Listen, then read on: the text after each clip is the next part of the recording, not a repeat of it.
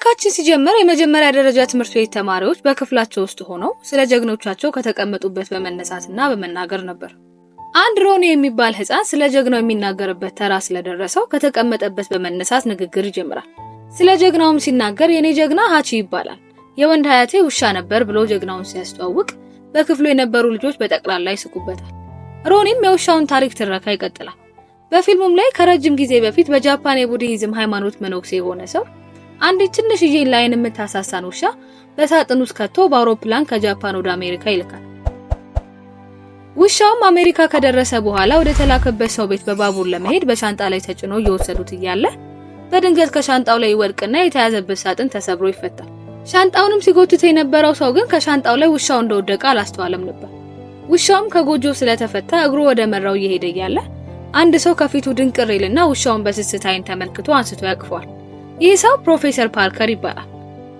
እሱም በቀጥታ ወደ ትኬት ቆራጩ ካርል በመሄድ ውሻውን ባለቤቱ መጥቶ እስኪወስደው በባቡሩ ስቴሽን እንዲቀመጥ ጥያቄ ሲያቀርብለት በባቡሩ ስቴሽን ውስጥ ውሻ መቆየት እንደማይችል ይገልጽለታል።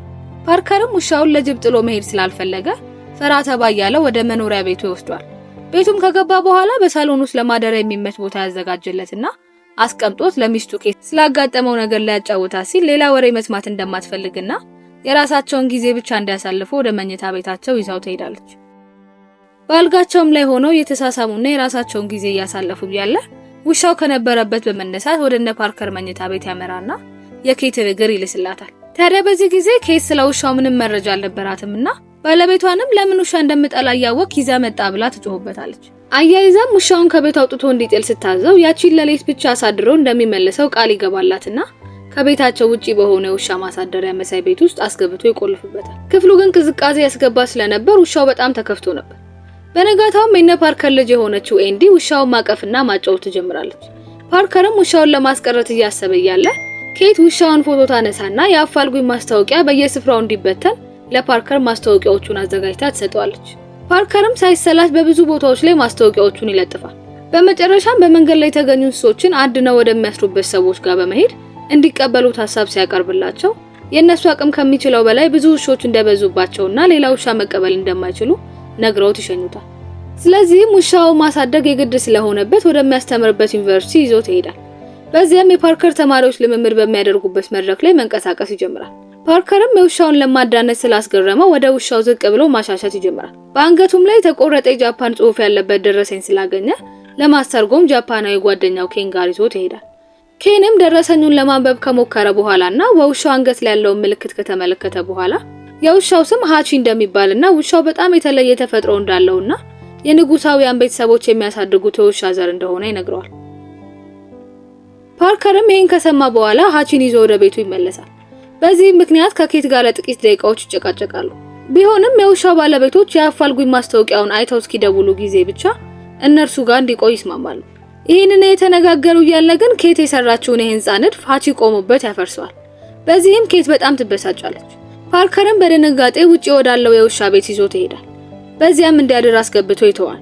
ሌሊት ላይ ግን የነፋሱና የቅዝቃዜው ብርሳት በእጅጉ ስለጨመረ ፓርከር እየሮጠ ወጥቶ ይዞት ወደ ቤት ያስገባዋል። በነጋታውም ፓርከር ሃቺን እንዴት ኳስ መያዝ እንዳለበት እያሰለጠነው ነበር። በዚህም ድርጊቱ እንደ ህፃን ልጅ በጣም ደስተኛ ሆኖ እያጫወተው ነበር። ኬትና ኤንዲም የፓርከርን በዚህ ልክ ደስተኛ መሆን በጣም አስገርሟቸው ነበር። ከተወሰኑ ደቂቃዎች በኋላ የቤት ስልካቸው ይጠራና ኬት ታነሳዋለች። የደወሉትም የውሻው ፈላጊዎች ነበሩ።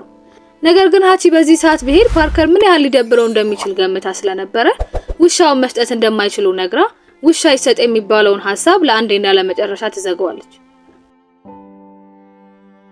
ከተወሰኑ ዓመታት በኋላ ሃቺ አርጎ ትልቅ ውሻ ሆኖ እንመለከተዋለን።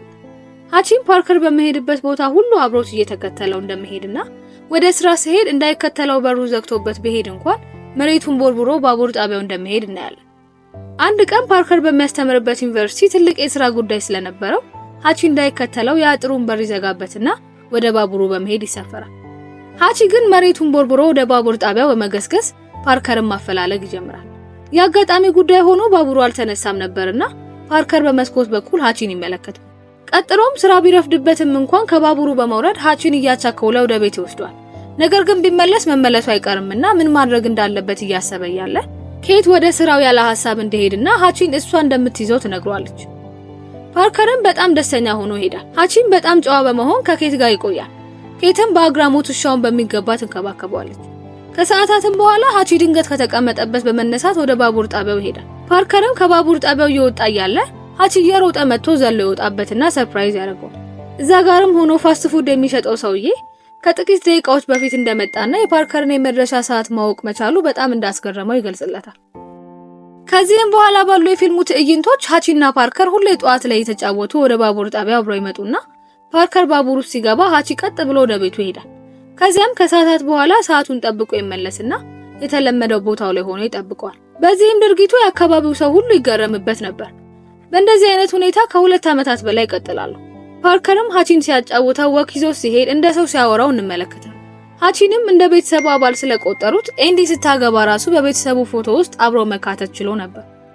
ፓርከርና ባለቤቱ 25ኛ ዓመት የትዳር አንቨርሰሪያቸውን በማስመልከት ፓርከር ካንድል ናይት ያዘጋጅና ኬቲን ሰርፕራይዝ ያደርጋታል። ሮማንቲክ ምሽትም አብረው ያሳለፈው ወደፊት ሊያደርጉ ስለሚገባቸው ነገሮች ይነጋገራሉ። በዚያም በጣም ደስተኛ ሆነው እንመለከታቸዋለን። በንጋታው ፓርከር እንደተለመደው ወደ ስራው ሊሄድ ሲል ሃቺ ከፓርከር ጋር አብረው ወደ ባቡር ጣቢያው አልሄድም ይላል።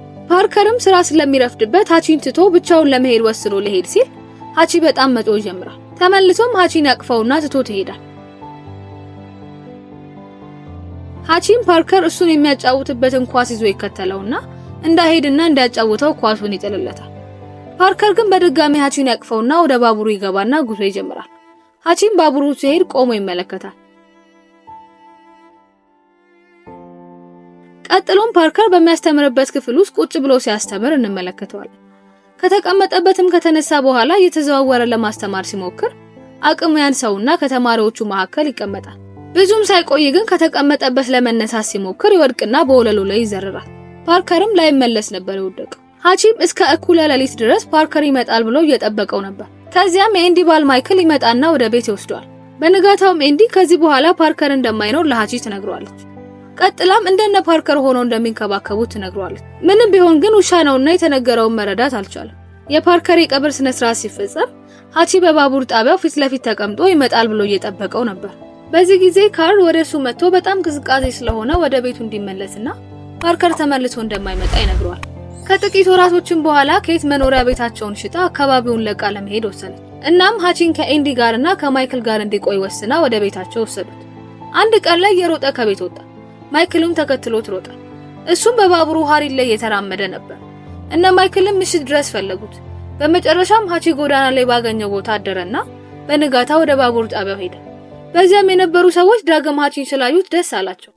ሃቺ የራበው ይመስል ስለነበረ ከነርሱ መካከል አንድ ሰው ምግብ ይሰጠው ነበር። ከዚያም ኤንዲና ማይክልን ጠርተው ወደ ቤት ወሰዱት። ነገር ግን ኤንዲ ሃቺ ደስተኛ እንዳልሆነ ተረድታ ስለነበር መሄድ የሚፈልግ ከሆነ እንደምትፈቅድለት ነግራው በሩን ከፈተችለት። እሱም እጇን ለሰው እየሮጠ ሄደ። ዳግምም ተመልሶ ባቡር ጣቢያው ሄዶ በተደጋጋሚ እዛው ያደር ጀመር። እዛም የነበሩ ሰዎች ምግብ ይሰጡት ነበር። አንድ ቀን ላይ አንድ ጋዜጠኛ ወደ ካርል ሄዶ ስለ ሃቺ ጠየቀ። ካርልም የሃቺ ባለቤት ከሞተ በኋላ ለዓመታት በዚህ ስፍራ እየጠበቀው እንደሆነ ይነግረዋል። እናም ጋዜጠኛው ፎቶ አነሳውና የሃቺን ልብ የሚነካ ታሪክ በጋዜጣ ላይ አሰፈረው። ከዚያም ይህን ታሪክ ያነበቡ ሰዎች ለሃቺ እኮ ብዙ ስጦታ በካርል በኩል ላኩለት። ከ9 ዓመታትም በኋላ ኬም ወደ ከተማው ተመልሳ መጣች። እናም የቀድሞ ቤታቸውን ከተመለከተች በኋላ ወደ ፓርከር መቃብር ሄደች። በሌላ በኩል ሃቺ በጣም አርጅቶና ተስፋ ቆርጦ ነበር። ነገር ግን በዚህ ሁሉ በባቡር ጣቢያው መጥቶ መጠበቁን አላቆመም ነበር። በዚህ መሃል ኬት ወደ ባቡር ጣቢያው እየገባች ሳለ ሃቺን በርቀት ትመለከተውና አይኗን ማመን ተስኗት ወደ እርሱ ከቀረበች በኋላ ወደ ቤቷ ከመመለሷ በፊት ብዙ ሰዓቶችን ከእርሱ ጋር ታሳልፋለች። ወደ ቤቷም ስትመለስ ለልጅ ልጇ ሮኒ ስለ ሃቺ ታሪክ ነገረችው። የገና በዓልን በሚከበርበት ወቅት አሁንም ሃቺ በዛው ሆኖ እየጠበቀው ሳለ በዚያው ህይወቱ አለፈ። ሮኒም ለክፍል ጓደኞቹ የሁሉ ጊዜ ጀግናው ሃቺ እንደሆነ ነግሯቸው ታሪኩን ቋጨ። ልክ እንደ አያቱም ትንሽዬ ውሻ ማሳደግ ጀመረ። እውነተኛው ሃቺ እኮ በ1923 በጃፓን የተወለደ ሲሆን ከ1925 እስከ 1924 ለ9 ዓመታት ጃፓናዊ ባለቤቱን ሲጠብቅ የቆየ እንደሆነና መታሰቢያ ሐውልት በጃፓን ቶኪዮ እንደተሰራለትና እስካሁንም እንዳለ እናያለን።